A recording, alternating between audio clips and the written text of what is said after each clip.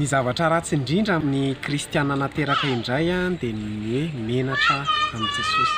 Be dia be ny kristianina menatra milaza hoe kristianina izy efa ny Jesosy izy. Ary efa fantatry Jesosy izany hoe amin'ny taona 2024 dia be dia be ny kristianina menatra azy.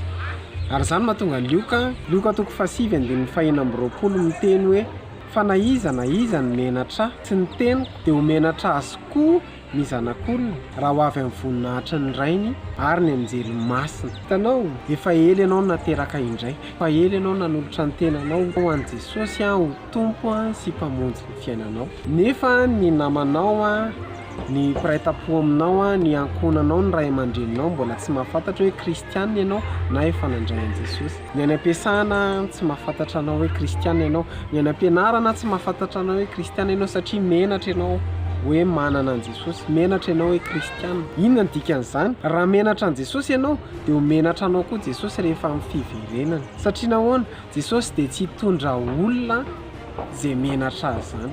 Noho izany mitsangana ianao ka mihazava fa tonga ny fahazavanao. Aiza menatra ianao amin'ny maha-kristianina anao, aiza menatra ianao fa manana an'i Jesosy.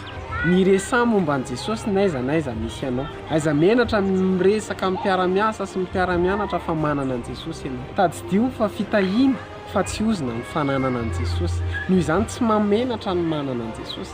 Tsy misy tokony hamenatra, mifanohatra ary. Zavatra tokony ho normal indrindra amintsika dia tsy menatra fa manana an'i Jesosy. Ary tsika ary tokony ho menatra amina zavatra hafa.